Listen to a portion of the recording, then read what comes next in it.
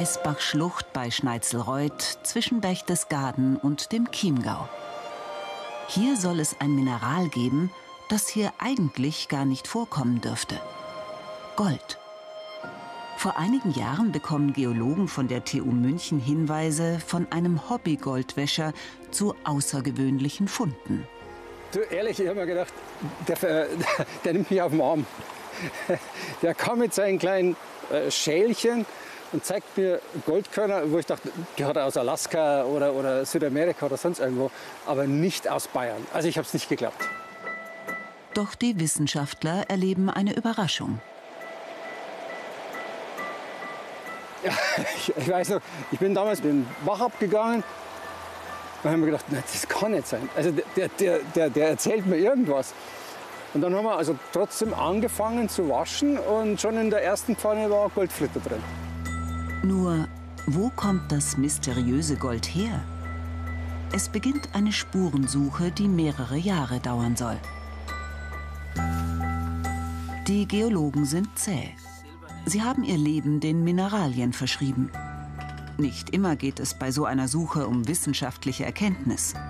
Manche Steinjäger und Jägerinnen wollen Geld verdienen, indem sie seltenen und wertvollen Kristallen nachspüren. Phänomenal. Es ist natürlich super genial, sowas zu finden. Für andere ist die Suche nach Mineralien ihre Berufung und schlicht ein Weg, ein Leben im Einklang mit der Natur zu führen.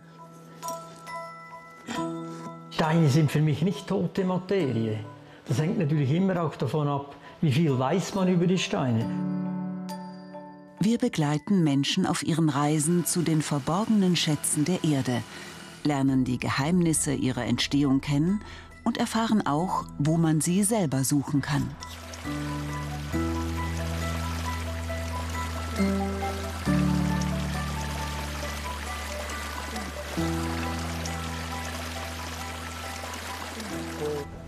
Der Geowissenschaftler Gerhard Lehrberger von der Technischen Universität München ist Goldexperte und glaubte lange so ziemlich alles über Goldvorkommen in Bayern zu wissen. Auch er erinnert sich an den Tag, als ihm der Goldwäscher seinen außergewöhnlichen Fund zeigt. Und dann kam plötzlich ein Sammler daher und zeigte uns Gold. Und zwar in einer Korngröße, die ganz ungewöhnlich war, und hat gesagt, er hätte die in der Gegend von Inzell, Schneitzelreuth gefunden. Und erst habe ich gedacht, naja, ist vielleicht ein bisschen Jägerlatein dabei. Die Weißbachschlucht mit ihren zahlreichen Gumpen und Wasserfällen ist im Sommer ein beliebtes Ausflugsziel. Historische Goldfunde sind in dieser Gegend nicht bekannt und auf den ersten Blick auch äußerst unwahrscheinlich. Denn die Berge aus Kalkstein hier enthalten kein Gold, das nach der Verwitterung des Gesteins in dem Fluss gelandet sein könnte. Gerhard Lehrberger und seine Kollegen von der TU München wollten den Bericht des Goldsuchers trotzdem überprüfen. Als sie tatsächlich fündig werden, sind sie vor allem von den Dimensionen der Nuggets überrascht. Von einer Größe echt außergewöhnlich für Bayern. Weil normalerweise muss man sagen, sind die bayerischen Goldkörner eher so im Zehntel-Millimeter-Bereich. Eigentlich eher der klassische Goldstaub. Und was man hier findet, sind ja schon bis zu 3, 4, 5 Millimeter. Also 5 Millimeter ist extrem selten.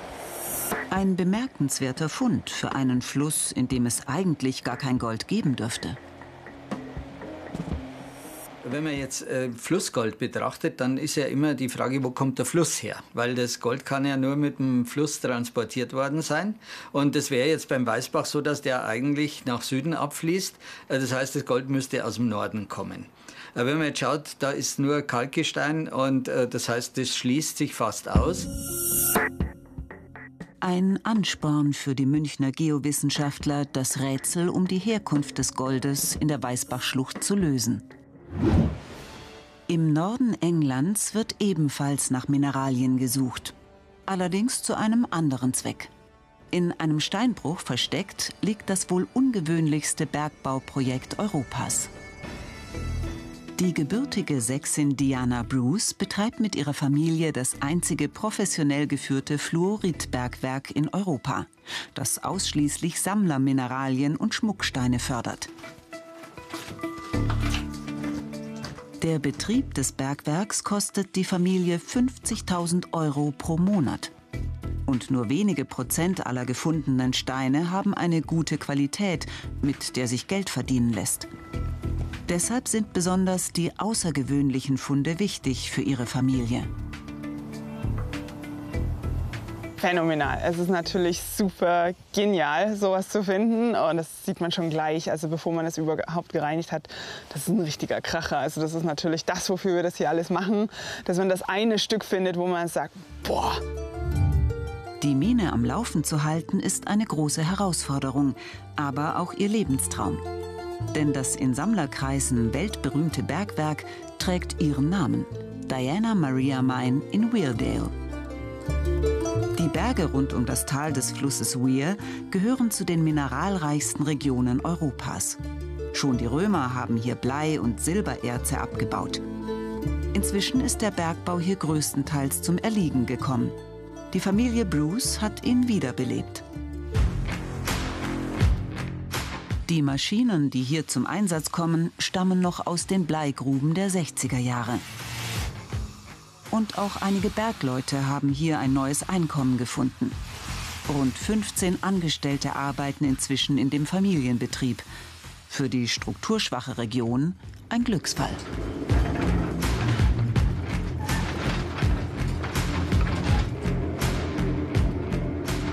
Doch der Minenbetrieb ist ein Hochrisikoprojekt. Bleiben die Funde aus, wird es schnell sehr teuer für die Betreiber. Deshalb sucht Familie Bruce ständig nach neuen Vermarktungsmöglichkeiten. Deutlich bescheidener, aber nicht weniger professionell, geht es bei Peter Amacher zu. Er ist Strahler. So nennt man in den Alpen einen professionellen Mineraliensammler. Fast täglich ist der 67-Jährige in seiner Heimat, dem Kanton Uri in der Schweiz, unterwegs, um Bergkristalle und andere Schätze zu finden. In seinem Kristallkeller bewahrt er Funde aus über 50 Jahren Sammlertätigkeit auf. Jeder einzelne Kristall, erzählt Peter Amacher, eine eigene Geschichte. Steine sind für mich nicht tote Materie.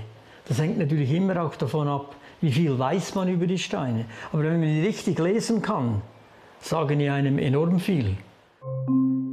So kann der Geologe nicht nur ablesen, unter welchen Bedingungen ein Kristall entstanden sein muss, sondern auch, wo man solche Steine finden kann. Er wird es uns zeigen. Im Weißbach haben die Kollegen von Gerhard Lehrberger neue Goldproben aus dem eigentlich unmöglichen Goldvorkommen gewaschen. Obwohl die Fundstelle seit ihrer Entdeckung Anfang der 90er Jahre unter Goldsuchern bekannt und damit sehr abgesucht ist, finden sie immer noch einige Dutzend kleine Goldkörner sowie ein Nugget von über 2 mm Länge.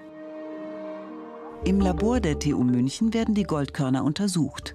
Aus ihrer Zusammensetzung sowie den anderen in der Waschpfanne gefundenen Mineralien erhofft man sich, Informationen über die Herkunft des Goldes zu bekommen. Auffällig ist, das Gold hat einen hohen Silberanteil von über 20%. Und noch etwas ist merkwürdig. Ich habe das Gold und dann haben wir eben auch die anderen Minerale betrachtet. Und da taucht zum Beispiel ein Mineral auf, das ganz auffällig ist, weil es fluoresziert. Das ist der sogenannte Schelit, ein Calcium-Wolfram-Erz, ein Mineral, das besonders schwer ist. Und das findet sich eben auffälligerweise auch in diesen Ablagerungen des Baches. Sowohl Schelit als auch Gold mit einem hohen Silberanteil gibt es hier. Südlich des Zeller Sees, in den Hohen Tauern, der Schatzkammer der Alpen. Vor allem im Mittelalter und der frühen Neuzeit wurden in den Hohen Tauern zwischen dem Großglockner und dem Katschberg gewaltige Mengen Gold aus unzähligen Bergwerken gefördert. Und bis heute ist in Mittersill noch die einzige Wolframmine Europas in Betrieb, die große Mengen des fluoreszierenden Minerals Schelit fördert. Das Gold und der Schelit aus dem Weißbach stammen zweifelsfrei aus den Hohen Tauern. Aber wie sind die Mineralien über mehrere Bergrücken und Pässe hinweg in den rund 60 Kilometer entfernten Bach gelangt? Vielleicht haben ja gar nicht die Flüsse das Material transportiert. Vor 16.000 Jahren sah es hier so aus wie auf dem Modell im Naturkunde- und Mammutmuseum Siegsdorf. Während der Würmeiszeit schoben sich immer wieder gewaltige Gletscher aus den Tauern bis weit ins nördliche Alpenvorland. Direkt oberhalb der Weißbachschlucht, im sogenannten Gletschergarten, kann man die Spuren der Gletscher am Gestein heute noch deutlich erkennen. Das bringt die Forscher auf eine neue Idee. Dann hat sich die Überlegung dahingehend erweitert, naja, können nicht vielleicht die Gletscher auch eine Rolle gespielt haben, um das Gold an die Stelle zu bringen? Und der heutige Bach lagert das glazial transportierte Gold einfach wieder um. So ließe sich die Herkunft des Goldes plausibel erklären. Die Gletscher brachten in ihrem Geschiebe auch goldhaltiges Geröll aus den Tauern in die nördlichen Kalkalpen. Im Laufe der Würmeiszeit gab es mehrere solche Gletschervorstöße, die immer wieder neues Material mitnahmen. Bei einer Mächtigkeit von über 1000 Metern waren auch niedrigere Berge und Pässe für die Gletscher kein Hindernis. Aber das Modell erklärt nicht, weshalb einige der Goldklumpen so groß sind. Auch zeigen einige von ihnen eine beinahe schon gespenstische Eigenschaft. Sie scheinen sich im Laufe des Tages in Silber zu verwandeln. Wieder stehen die Forscher vor einem Rätsel. In der Diana Maria Mine in England gehen die Arbeiten an den Stollen voran. Es müssen dringend neue Fluorite gefunden werden, um die Kosten für das Bergwerk zu decken. Doch wie kam es überhaupt zu diesem außergewöhnlichen Projekt? Ian Bruce ist Geologe und Mineralienhändler, zu dessen Klientel vor allem eine außerordentlich gut betuchte Kundschaft und Museen gehören.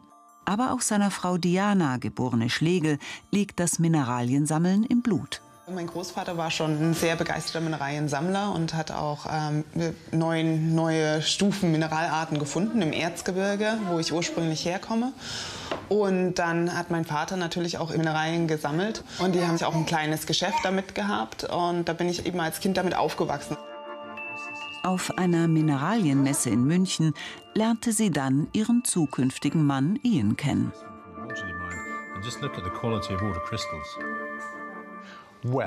Nun ja, ich habe eine Frau gefunden, die immer schon ein eigenes Bergwerk haben wollte. Und nach vielen Jahren des Drängelns habe ich mich entschlossen, dass sie eine eigene Mine bekommt, damit endlich Ruhe ist. Die studierte Kommunikationswissenschaftlerin kümmert sich heute erfolgreich um den Vertrieb und das Marketing der edlen Steine. Es ist schon sehr surreal, aber es ist auch schön. Es fühlt sich ganz toll an, dass man halt einen Bezug hat und dass man irgendwo so diese Tradition, so eine Familientradition auch weiterführen kann. Also mein Großvater hat ein Mineral nach sich benannt, der Schlegelit. Ian hat ein Mineral nach sich benannt, das ist der Ian Bruce. Und ich habe jetzt eine eigene Mine und die produziert eben ganz viele Mineralien. Zwar nur eine Sorte, nämlich Fluorite, aber das ist schon ziemlich... Ja, wahnsinnig cool, würde ich sagen. Vielleicht wird ihre kleine Tochter Annabella einmal in den Familienbetrieb mit einsteigen. Ja. Doch was sind Fluorite eigentlich? Fluorit ist kein klassischer Edelstein und auch als Mineral keineswegs selten. Trotzdem genießt er unter Sammlern wegen seiner außerordentlichen Farb- und Formenvielfalt hohes Ansehen. Die Fluorite aus Weardale gehören zu den besten und begehrtesten der Welt, wegen ihrer intensiven Farbe, ihrer Klarheit und auch wegen einer ganz besonderen Eigenschaft, ihrer sogenannten Tageslichtfluoreszenz. Im Kunstlicht ist dieser über 10.000 € teure Fluorit tiefgrün. Setzt man ihn allerdings UV-Licht bzw. Tageslicht aus, wechselt er seine Farbe teilweise zu lila. Solche Spitzenstücke sind selten. In der Diana Maria Mine sind die Arbeiter auf eine neue Fluoritkluft gestoßen, ein sogenanntes Pocket. Vorsichtig werden die neuen Funde vom Schlamm befreit. Die Qualität der ersten Steine ist gut, aber noch nicht Weltklasse. Ein Bergwerk wie dieses lässt sich damit auf Dauer nicht finanzieren. Um Durststrecken zu überbrücken und den Ertrag zu steigern, geht Diana Bruce immer wieder neue Wege. Obwohl Fluorit für einen Schmuckstein eigentlich zu weich ist, hat sie eine eigene Schmuckkollektion mit geschliffenen Steinen entwickelt. Einfach war es nicht, einen Schleifer zu finden, der das weiche Material verarbeiten kann. Es ist nicht getan mit einem Standardschliff, sondern wir haben uns am Ende dann durch die Zusammenarbeit entschieden, einen konkaven Schliff zu machen, um eben die Transparenz wirklich zu verdeutlichen und die Brillanz rauszubringen im Stein. Das heißt, er hat mehr Facetten als ein normaler Stein. Wenn man das hier sieht bei diesem Trillion-Cut, so, das sind halt wirklich mehrere Facetten und der Tisch, der oben, das wird Tisch genannt, der ist relativ klein gehalten, um im Prinzip eventuelle Beschädigungen oder Kratzer so wenig wie möglich zu zeigen, sollte das passieren beim Tragen. Der Schmuck hilft, das Bergwerk am Leben zu halten. Doch natürlich träumen die Bruces von einem Superfund, dem $1-Million-Pocket. Frühmorgens in der Schweiz, Aufbruch zum Gotthardmassiv. Peter Amacher gewährt uns ein besonderes Privileg. Er nimmt uns mit zu einem seiner Sammelgebiete. Zu der Standardausrüstung eines Strahlers gehört, neben Hammer und Meißel, vor allem der Strahlstock. Das ist das wichtigste Werkzeug, mit dem läuft man. Das ist die Brechstange, verlängerter Meißel und man zieht Material zur Kluft raus. Das brauche ich heute. Auch eine offizielle Sammlererlaubnis, das Strahlerpatent, muss im Gepäck sein. In vielen Schweizer Gemeinden kann man gegen eine Gebühr ein Strahlerpatent kaufen. Für ein ganzes Jahr oder auch als Tageserlaubnis. So dürfen auch Touristen ganz legal Kristalle in den Bergen suchen und ihre Funde behalten.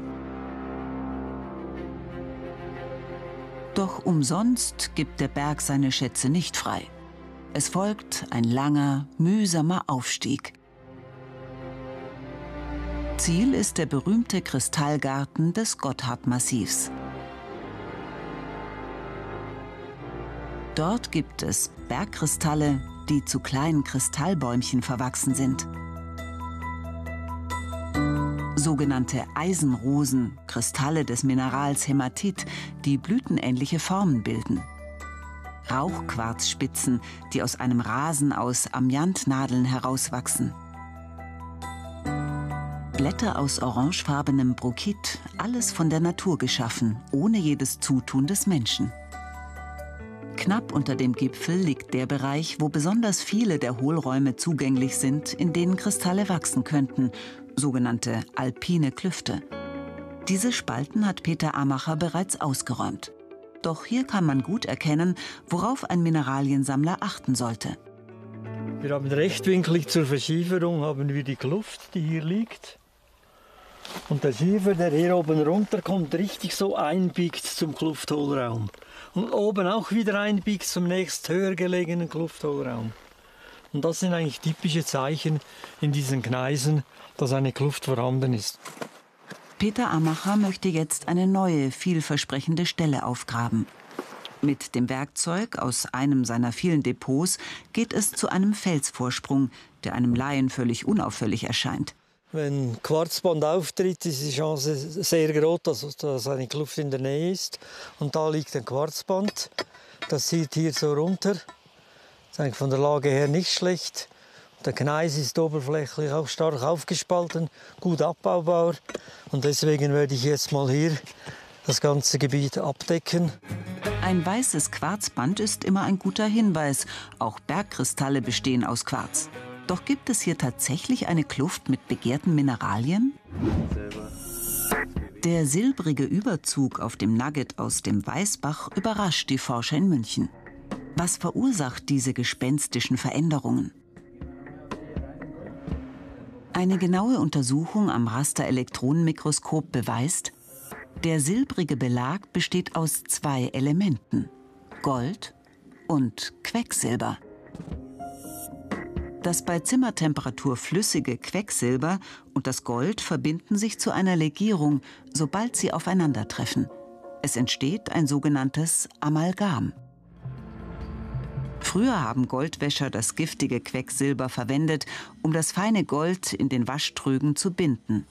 Noch heute wird in vielen Teilen der Welt, wie hier im Amazonasgebiet, mit dieser äußerst umweltschädlichen und gefährlichen Methode gearbeitet. Einige der größeren vermeintlichen Goldnuggets im Weißbach sind in Wirklichkeit Klumpen aus Goldamalgam. Wieder stehen die Forscher vor einem Rätsel. Hatte womöglich der Mensch beim Einbringen des Quecksilbers in den Bach seine Finger im Spiel? In Weardale geht es mit Entschlossenheit voran. Inzwischen betreibt die Familie Bruce ein zweites Bergwerk, einen Tagebau hoch oben in den Bergen. Er trägt den Namen ihrer Tochter, Lady Annabella Mine. Hier hoffen sie auf große Funde.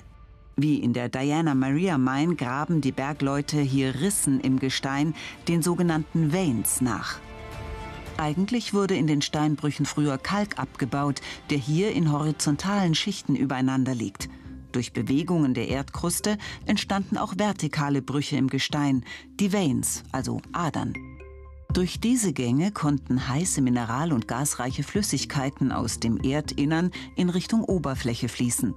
Von diesen Gängen aus drang ein Teil dieser sogenannten Fluide in die Spalten zwischen dem Kalkstein, wo die gelösten Mineralien und das enthaltene Fluor mit dem Kalk reagierten und ihn teilweise auflösten. Dabei bildeten sich Hohlräume, in denen dann Kristalle wie Fluorid wachsen können. Hier sieht man deutlich die oberen Decken dieser Kavernen. Der Grad der Mineralisation hier ist außergewöhnlich. Wir hoffen, das ist die nächste $1-Million-Höhle. Rund 400.000 € hat das Abtragen des Kalksteins bis zu der Schicht mit den vermutlich kristallgefüllten Kavernen gekostet. Jetzt wird sich zeigen, ob sich der enorme Aufwand gelohnt hat. Und tatsächlich stoßen die Bergleute auf etwas ganz Besonderes. Riesenfluorite.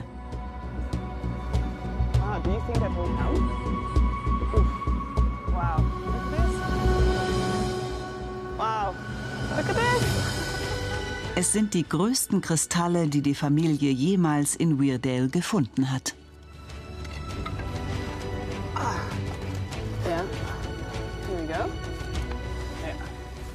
So, nochmal ein super Stück, also eben auch, wie man das schon sieht, die großen Kristalle. Ist schon Wahnsinn, wenn man sowas Neues entdeckt. Und da geht einem schon das Herz auf. Also es ist schon dann auch sehr, dass man eben euphorisch ist, weil man findet so eine Kluft ja nicht jeden Tag. Und da ist es schon so, diese Euphorie und denkt so, wow, und dann sieht man schon den nächsten. Und man weiß aber, dass man dann halt methodisch und sehr langsam vorgehen muss, um nichts zu beschädigen. Aber es ist halt schon richtig so, man freut sich und ist total dieser Adrenalinstoß, dass man da weitermachen möchte und vergisst dann auch die Stunden, die man dazu bringt und möchte eigentlich die ganze Zeit weitermachen, auch wenn der Tag schon zu Ende ist. Dieser Fund wird helfen, den Minenbetrieb weiterzuführen. Und er belohnt den Mut von Diana und Ian Bruce, dass sie ihr Leben diesem einzigartigen Projekt widmen.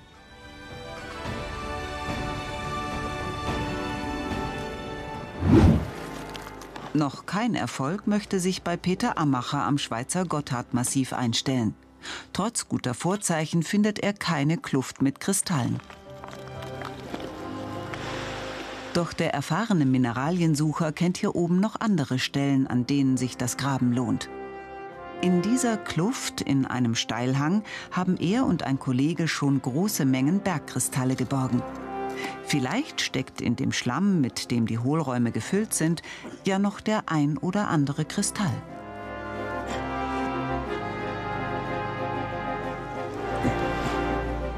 Tatsächlich. Nach und nach kommen ein paar glänzende Spitzen zum Vorschein. Selbst dieser kleine Fund ist schwer erarbeitet. Anfänger sollten ihre Erwartungen deshalb erst einmal zurückschrauben und sich Rat bei Profis holen. Ich empfehle eigentlich immer, dass man sich an irgendeinen lokalen Mineralienverein auch anschließt und dort Leute findet, die die gleiche Idee haben, das gleiche Interesse und mit denen auch lernt, wie man das macht. Mit viel Ausdauer und wachsender Erfahrung wird sich früher oder später der Erfolg einstellen. Da ist sich Peter Ammacher sicher.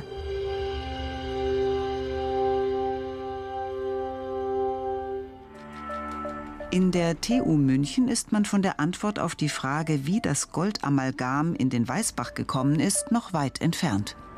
Weder gibt es Berichte über eine frühere Goldgewinnung, noch gab es hier quecksilberverarbeitende Betriebe, wie etwa Spiegelfabriken.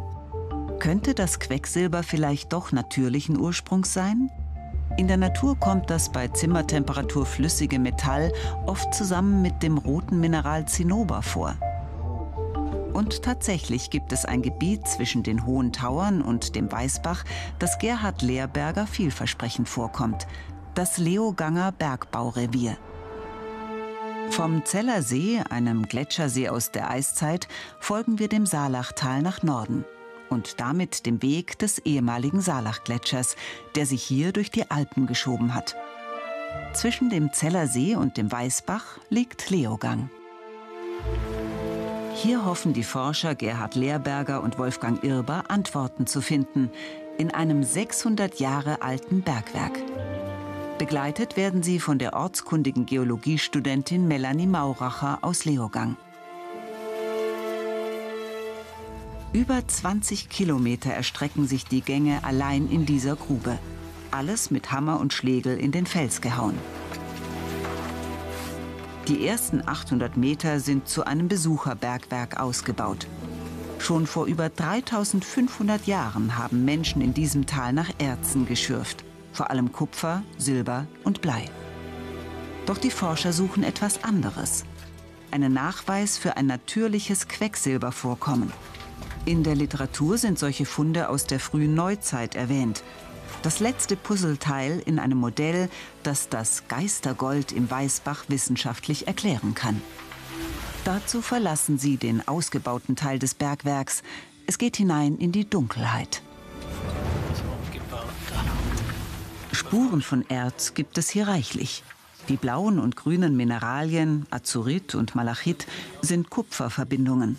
Sie helfen beim Lösen des Rätsels nicht weiter.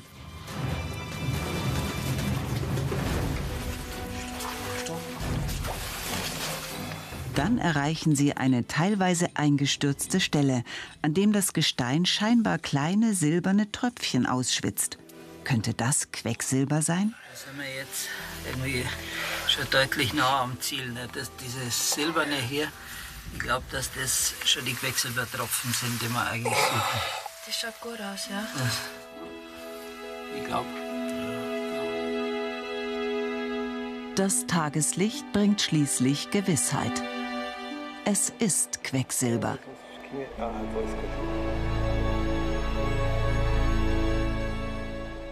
Und das konnten jetzt die Gletscher von hier auch mitnehmen und nach Norden transportieren, wo es dann zufällig mit dem Gold aus den Tauern und mit dem Schelit aus den Tauern zusammengekommen ist. Und damit haben wir eigentlich den Beweis geführt, dass es möglich ist, dass natürliche Amalgame in den nördlichen Kalkalpen vorkommen, wo man sie aus geologischen Gründen erstmal überhaupt nicht erwarten würde. Die Geologen können jetzt den Weg der Mineralien nachzeichnen, die durch die Eiszeitgletscher von den Hohen Tauern bis in den Weißbach transportiert wurden. Das Rätsel um das Geistergold im Weißbach ist gelöst. Weder der Mensch noch irgendwelche übernatürlichen Kräfte haben die großen Goldamalgam-Nuggets hierher gebracht, sondern eine wohl einzigartige Laune der Natur.